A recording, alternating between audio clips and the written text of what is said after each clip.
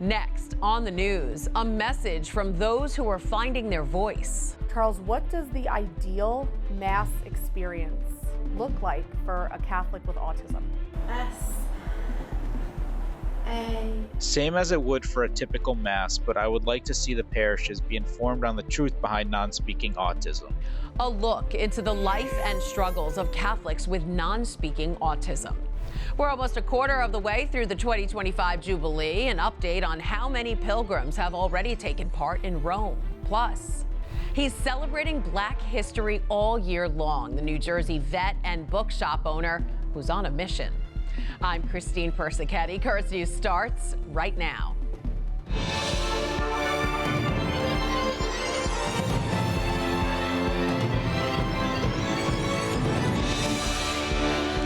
One in every 36 children has been diagnosed with autism. That's according to the latest data from the CDC. The neurological condition has been steadily on the rise since doctors and researchers first started tracking it. And today, while there are advances in communication technology and early intervention leading to more resources for the autism community, misconceptions, stigma, and shame still exist, even within the Catholic Church. Currents News' Jessica Easthope joins us now to talk about how some with autism have found faith beyond words. Hi, Jess. Hi, Christine. The way it's been described to me by people with non-speaking autism is there's a mind-body disconnect. They take in information and process it, but oftentimes there's a disruption in the organization and regulation of things like speech and movement. As you can imagine, this makes things like going to Mass pretty challenging. I sat down with Susan Esposito, a parishioner at the Basilica of Regina Pacis, and her two adult sons who both have non-speaking autism, about how faith plays a role in their lives and how the church has received them. Take a look. 33-year-old Charles Esposito motors through this puzzle. It helps bridge the gap of the mind-body disconnect he experiences, having non-speaking autism. Charles and his brother Anthony live here on Staten Island at On Your Mark, a residence and day program for adults with developmental disabilities. Their mom, Susan, fought to get them here. What you're told, what's not going to happen, happened. They're independent. They do their own thing. They come to program. They enjoy their lives. Susan has been fighting for her sons all their lives. While faith has been a constant for her family, she says her children have not always been compassionately received at church.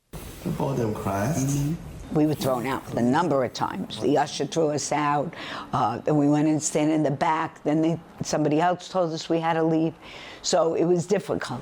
D and T, however, I find T. But recently, thanks to this letterboard, Charles and Anthony have been able to use their own voices to express their pain. U and after the U, N, and... Unfortunately, when my vocalizations would take control, I very often felt judged and embarrassed. And after the D, R, and...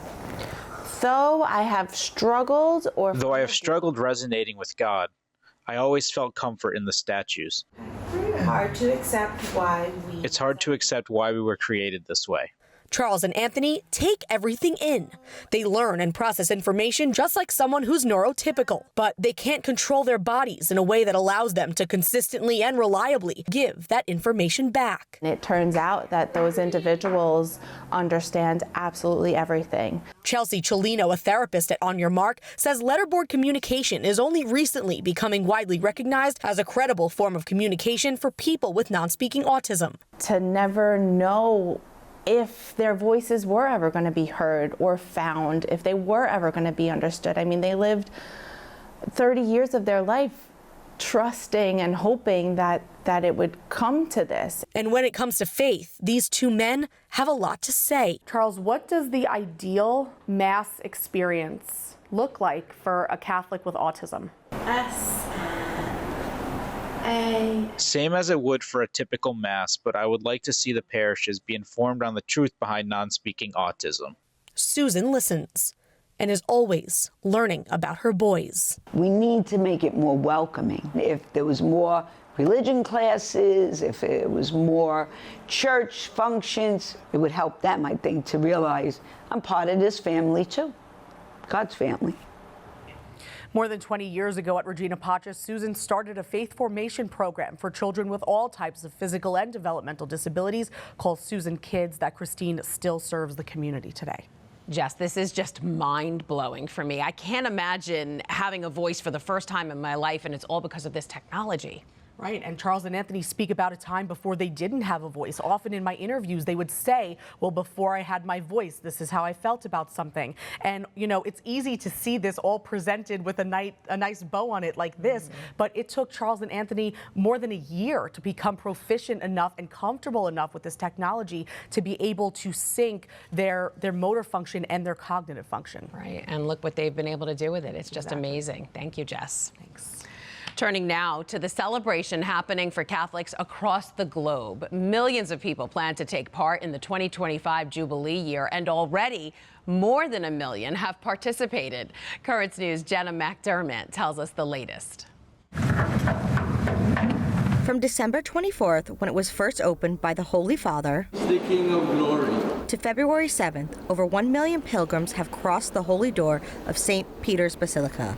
Considering the first months of the year are a slow season in Rome, these new numbers caught officials by surprise. It's not a small number being in January, because we know very well that January, February, Rome is very quiet. In fact, the numbers are likely to increase exponentially in the run-up to Easter, one of the times of the year the Eternal City receives the most tourists and pilgrims. On Easter Sunday morning alone, for the Pope's Urbi et Orbi blessing, some 100,000 people gather in St. Peter's Square.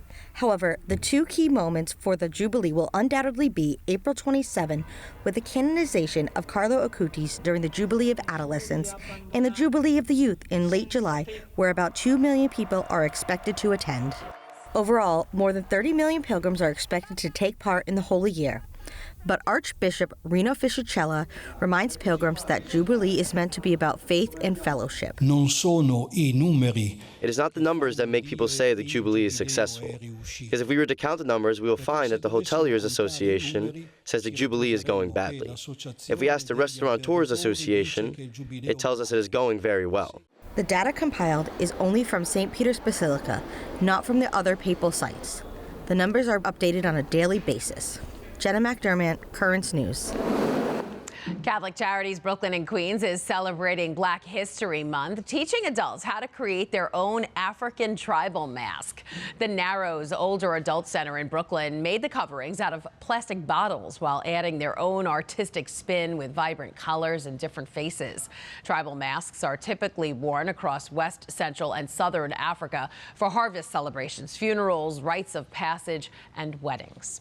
Over in New Jersey, a veteran has worked tirelessly to teach his community Black history all year long.